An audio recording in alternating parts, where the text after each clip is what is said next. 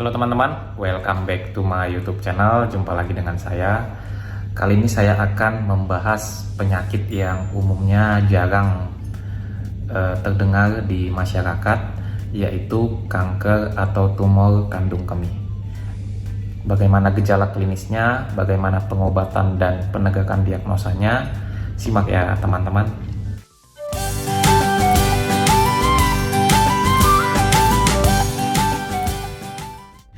Jadi teman-teman perlu tahu terlebih dahulu apa itu kandung kemih, organ kandung kemih. Organ kandung kemih merupakan suatu sistem urinaria, termasuk organ sistem urinaria yang berfungsi untuk menampung sementara urin yang telah diproduksi oleh ginjal.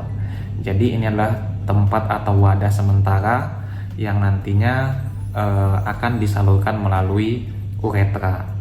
Jadi kandung kemih ini suatu rongga yang terletak di rongga pelvis yang gunanya untuk menampung urin sebelum dikeluarkan melalui uretra. Nah, ternyata bukan hanya paru-paru, bukan hanya otak, bukan hanya kulit atau organ-organ lain saja yang bisa menyebabkan keganasan. Yang sering terdengar itu kan keganasan payudara, keganasan paru-paru, atau tumor tulang, atau tumor serviks, dan tumor otak. Tetapi kandung kemih ini, organ sistem urinaria ini juga bisa mengalami yang dinamakan dengan keganasan atau tumor atau kanker. Nah, gejala awal yang mungkin menyebabkan seseorang itu datang ke dokter untuk memeriksakan diri biasanya terdapatnya kemerahan atau hematuria pada urin, dan ini bisa pertanda sesuatu mengarah ke keganasan kandung kemih ya teman-teman. Tetapi bisa juga ada gejala-gejala yang lain, contohnya sering buang air kecil atau frekuensi buang air kecil meningkat, sering tidak bisa menahan buang air kecil, kemudian sensasi terbakar saat buang air kecil.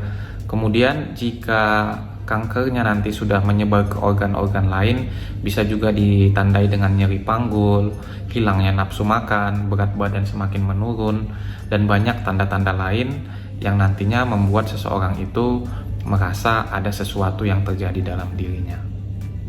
Nah, selain melalui anamnesa, contohnya menanyakan riwayat penyakit keluarga atau riwayat adanya paparan bahan-bahan karsinogenik pada pasien, dokter nanti akan menegakkan diagnosa melalui berbagai alat diagnostik. Contohnya melalui kamera yang dimasukkan ke dalam rongga uretra sampai ke kandung kemih, dan di situ nanti akan terlihat jelas apakah ada lesi yang menandakan kanker. Kemudian nanti dokter akan melakukan pemeriksaan sitologi urin untuk mendeteksi apakah adanya sel kanker yang terdapat pada urin. Dan tentunya dokter nanti akan melakukan pemeriksaan darah rutin. Pemeriksaan darah rutin ini juga penting untuk melihat apakah pasien mengalami anemia karena adanya pendarahan.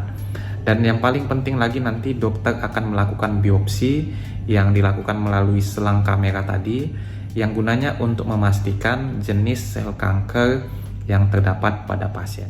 Dari hasil biopsi, nanti dokter akan menentukan jenis sel kanker yang menginvasi atau yang terjadi pada pasien tersebut.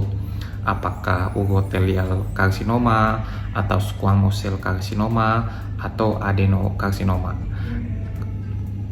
Karena penegakan diagnosa ini penting untuk mengetahui jenis pengobatan dan tindakan selanjutnya. Kemudian setelah dokter menegakkan diagnosa, kemudian nanti dokter akan menentukan stadium, apakah stadium 0, 1, 2, 3, atau 4. Kemudian setelah itu nanti dokter akan melakukan pemilihan tindakan penanganan, contohnya dengan memberikan imunoterapi, kemoterapi, radioterapi, dan juga tentunya adalah tindakan operasi. Nah, ini merupakan suatu langkah-langkah yang akan dilakukan oleh dokter ketika seseorang itu memang betul mengalami yang dinamakan dengan kanker kandung kemih. Oke teman-teman, semoga bisa membantu. dan memberikan informasi kepada teman-teman. Semoga bisa menjadi modalitas untuk mengetahui lebih luas tentang apa itu kanker kandung kemih. Terima kasih teman-teman, jangan lupa like, komen, dan subscribe, serta bagikan bagi teman-teman yang membutuhkan. Terima kasih, salam sehat.